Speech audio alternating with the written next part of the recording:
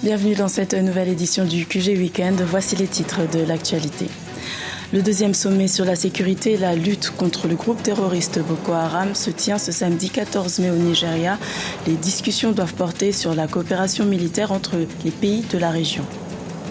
Au Gabon, le président du mouvement patriotique et démocratique pour la refondation, Jean-François Toutou-Mémane, s'inquiète de la situation du pays.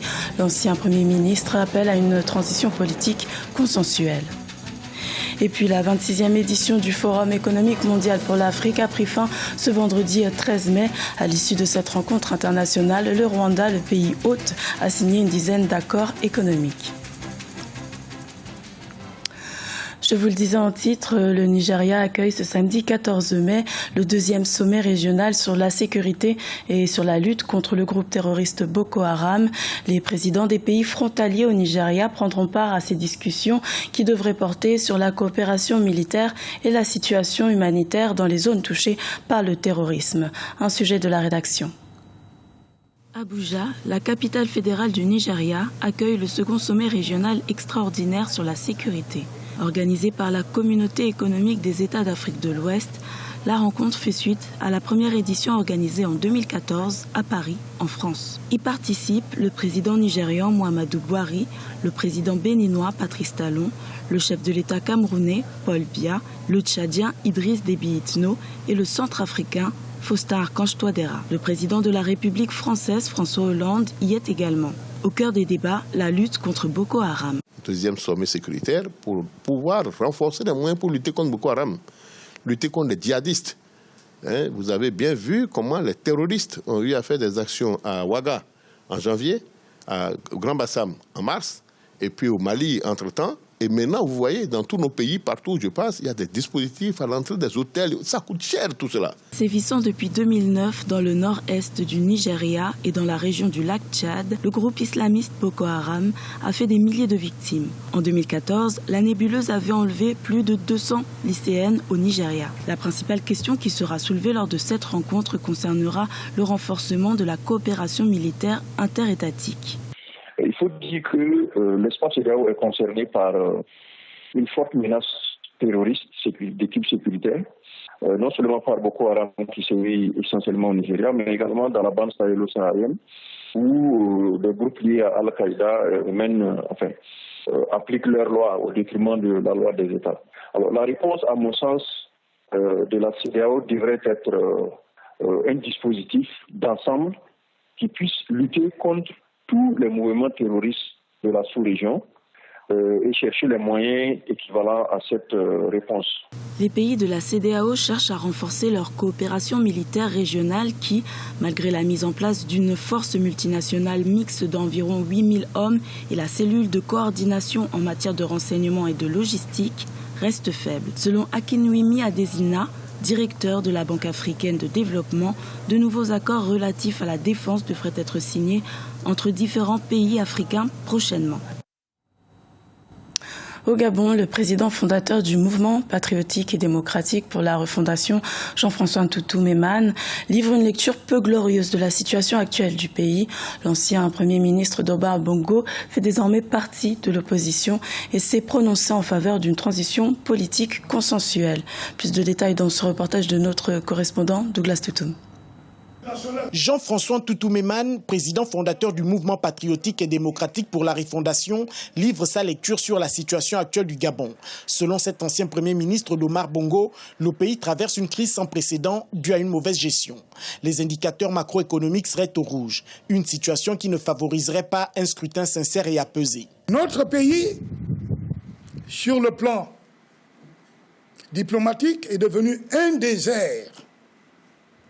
Sur le plan économique, c'est un désastre. Sur le plan social, un autre désastre, pire encore. Mais le Gabon n'a plus de finances. Il n'y a pas de crise au point de dramatiser et de penser que nous courons vers le chaos.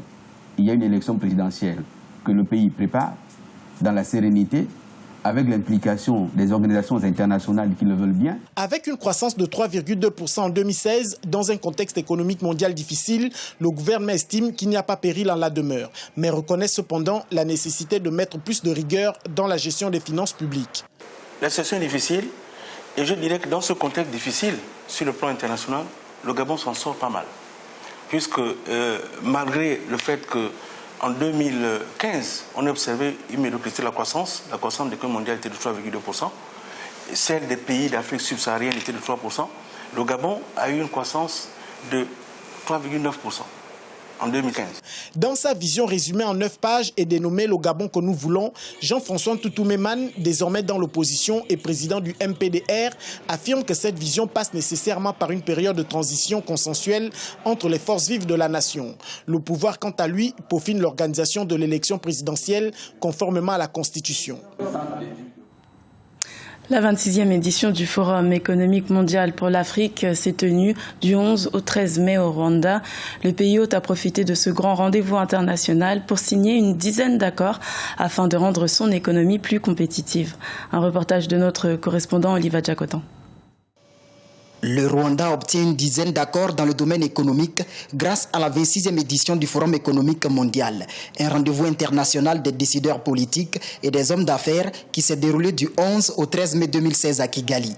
Par exemple, le centre Mastercard investira $1 million sur 3 ans pour une croissance économique inclusive dans le pays. Le gouvernement rwandais a également signé un accord avec la firme Unilever pour la construction d'une usine de transformation du thé. Cette firme investira entre 40 et 50 millions de dollars dans ce domaine. Nous avons capitalisé grâce à ce forum économique, car il a permis la connexion du Rwanda au monde entier et vice-versa. Ça a été une belle expérience, car nous avons bénéficié de plusieurs transactions. Cela aura un effet positif sur notre croissance économique et notre développement.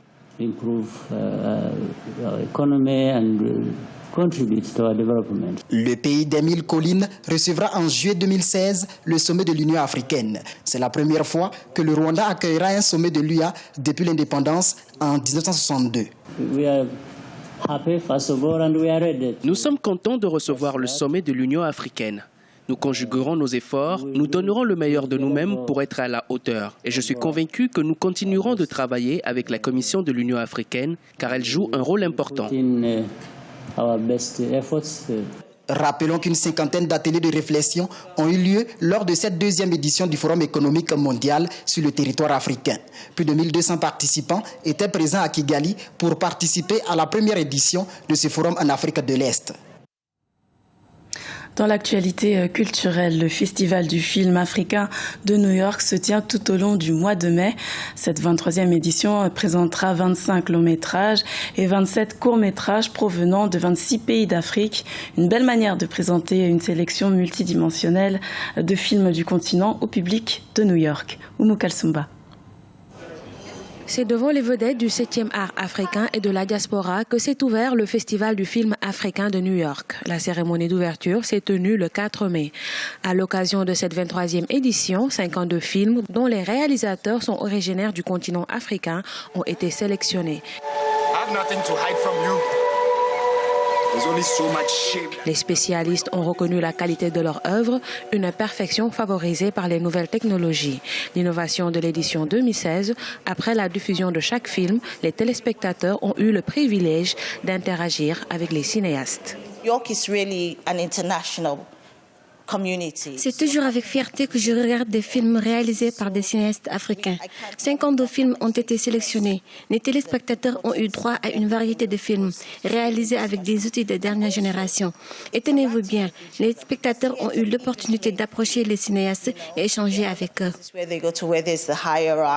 Si l'édition précédente a été marquée par le mouvement de la culture dans la jeunesse émergente à travers l'Afrique, cette 23e édition met davantage l'accent sur la corrélation entre l'activisme et l'art, tout en mettant en relief les documentaires qui racontent l'Afrique. Je pense que les 5 dernières années, nous avons assisté à des innovations. Et je crois que Nollywood est une nouvelle ère du 7e art. Vous avez une poignée de grands cinéastes, on a de bons acteurs et de bons techniciens, et c'est devenu facile de réaliser des films de haute facture. Je suis fier des réalisateurs de films africains.